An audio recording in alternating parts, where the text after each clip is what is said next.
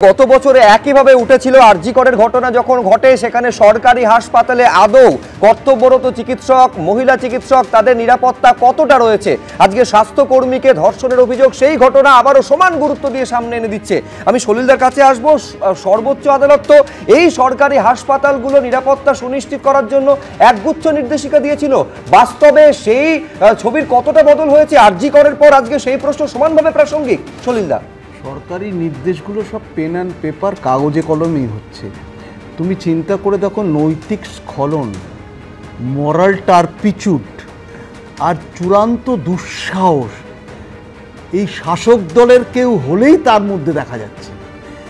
মানে কোন পর্যায়ে তুমি বলো, নৈতিক স্খলনটা কোন পর্যায়ে পৌঁছেছে আর কি হাসপাতালের মধ্যে হচ্ছে। কারণটা হচ্ছে একটাই, কারণ হচ্ছে কোনো ক্ষেত্রেই খুব সেলডম তুমি ইউ উইল ফাইন্ড সেলডম যেখানে কোনো দৃষ্টান্তমূলক বা এক্সেম্পলারি কোনো শাস্তি বা এক্সেম্পলারি কোনো অ্যাকশান রাজ্য প্রশাসনের তরফ থেকে, রাজ্য পুলিশ প্রশাসনের তরফ থেকে, সরকারের তরফ থেকে কোনো রকম উৎসাহ, কোনো রকম ইনিশিয়েটিভ এখনো পর্যন্ত দেখা যায়নি। ইভেন আফটার 9th আগস্ট, গত বছরের 9ই আগস্ট আরজি করের যে ঘটনা ঘটলো, এরপরে তুমি বলো কি আশা করবে বলো। আজকে মহিলাদের জীবন কতটা অসুরক্ষিত, তুমি বলো তাদের জীবনটা কত খালি অসুরক্ষিত নয়, তারা তো হাতে জীবনটা নিয়ে, লাইফটাকে হাতে নিয়ে তারা রাস্তায় বেরোচ্ছে। তারা একটা চুক্তিভিত্তিক কর্মী। দেখো, একেবারে মূল প্রশ্ন হচ্ছে তার কর্মক্ষেত্র হচ্ছে তার সেকেন্ড হোম, সেইখানে এই ধরনের ঘটনা কেন ঘটবে? আরজি কর একটা সরকারি হাসপাতাল ছিল, এইটা একটা সরকারি হাসপাতাল। আদালত নির্দেশ দিতে পারে, কিন্তু সেটা কার্যকর করতে হয় রাজ্য প্রশাসনকে, রাজ্য সরকারকে। 1 বছরের বেশি সময় আরজি করের অভয়ের পরিবার এখনো পর্যন্ত সুবিচার পায়নি। তার মধ্যে আরেকটা ঘটনা ঘটে গেল এই পাঁশকুড়া সুপার স্পেশালিটি হাসপাতালে। এবার পাঁশকুড়ায় এই ধর্ষণের অভিযোগে যার বিরুদ্ধে অভিযোগ, রিলায়েবল সার্ভিসেস লিমিটেডের ফেসিলিটি ম্যানেজার জাহির আব্বাস, যাকে গ্রেফতার করেছে পুলিশ। এই জাহির আব্বাসের সঙ্গে সরাসরি তৃণমূল কংগ্রেসের যোগ রয়েছে বলে অভিযোগ তুলেছে বিজেপি। স্থানীয় বিজেপি নেতা কি বলছেন একবার দেখুন। পাঁশকুড়া সুপার স্পেশালিটি হসপিটালের এই ঘটনা আজকের নয়।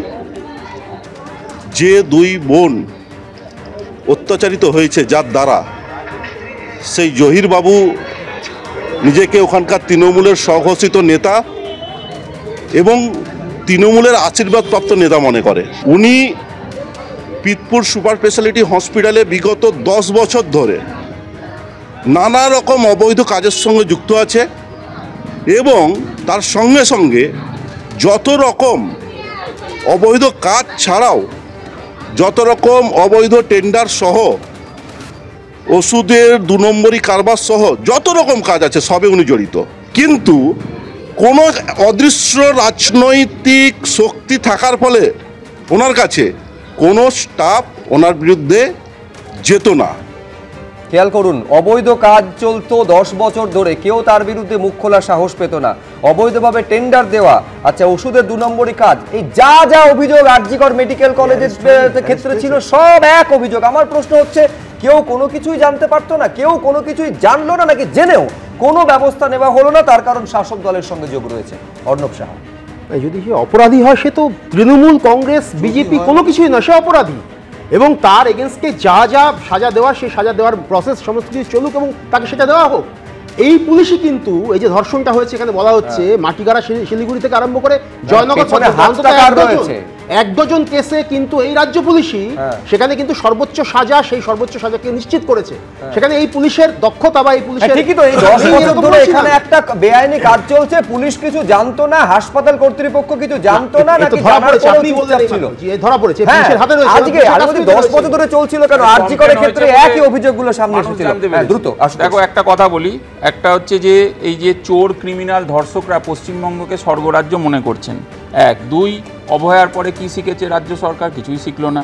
আমরা কি দেখতে পাচ্ছি? তৃণমূলের ফেসিলিটি ম্যানেজার এই কাজ করে বেড়াচ্ছে।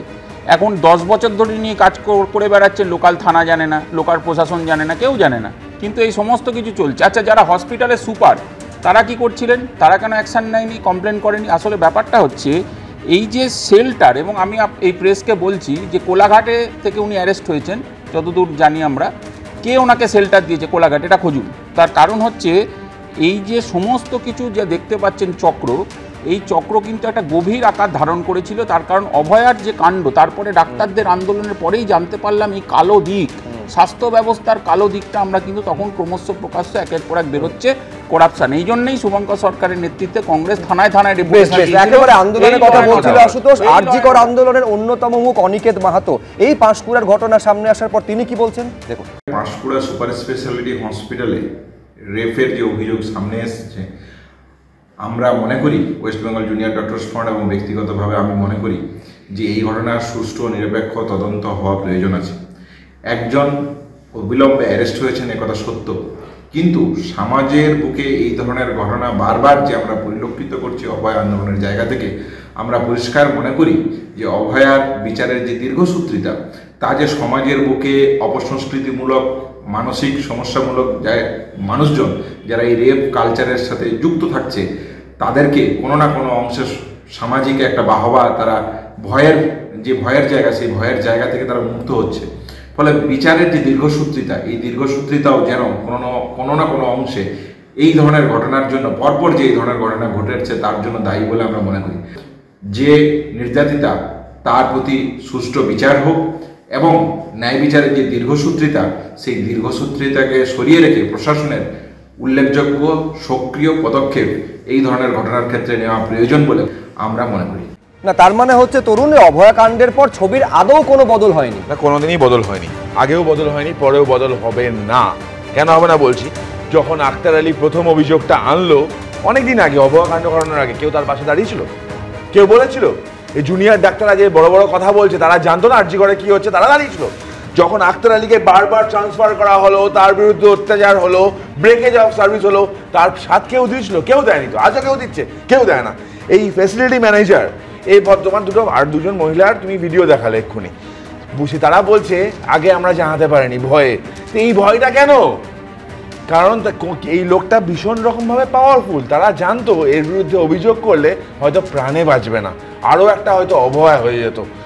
একজন মানে যার সর্বস্ব যাওয়ার পর তার মানে তাকে ধর্ষণের চেষ্টার পর অভিযোগ করলো, তারপর দুজনে গিয়ে আরো ধরা পড়ার পর দুজনে গিয়ে বললো হ্যাঁ আমাদের সাথেও হয়েছে। মানে এই লোকটা র্যাকেট চলা ভয় জায়গাটা কোথায় পাবো? আমার দুঃখ হয়তো মুখ্যমন্ত্রী এরকম করতেন না। আমার মুখ্যমন্ত্রী অত্যন্ত ভালো। দুঃখের বিষয় স্বাস্থ্যমন্ত্রী এবং পুলিশ মন্ত্রী মুখ্যমন্ত্রীর সাথে দেখা করে না। আমার মুখ্যমন্ত্রী খুব ভালো। এই দুজন অপদার্থ বলে এগুলো একেবারে হাসপাতাল কর্তৃপক্ষের বিরুদ্ধে উদাসীনতার অভিযোগ নিঃসন্দেহে উঠছে। 10 বছর ধরে যদি হয়ে থাকে, কর্তৃপক্ষ কেন জানলো না? প্রশাসন কেন জানলো না? তার মানে কি নিষ্ক্রিয়তার মধ্যে, ঘুমের মধ্যে চলে গেছিল প্রশাসন? পাঁশকুড়া সুপার স্পেশালিটি হসপিটালের এই ঘটনা আজকের নয়। যে দুই বোন অত্যাচারিত হয়েছে যার দ্বারা, সেই জহির বাবু নিজেকে ওখানকার তৃণমূলের স্বঘোষিত নেতা এবং তৃণমূলের আশীর্বাদপ্রাপ্ত নেতা মনে করে। উনি পিতপুর সুপার স্পেশালিটি হসপিটালে বিগত 10 বছর ধরে নানা রকম অবৈধ কাজের সঙ্গে যুক্ত আছে এবং তার সঙ্গে সঙ্গে যত রকম অবৈধ কাজ ছাড়াও যত রকম অবৈধ টেন্ডার সহ, ওষুধের 2 নম্বরি কারবার সহ যত রকম কাজ আছে সবে উনি জড়িত। কিন্তু কোনো অদৃশ্য রাজনৈতিক শক্তি থাকার ফলে ওনার কাছে কোনো স্টাফ ওনার বিরুদ্ধে যেত না।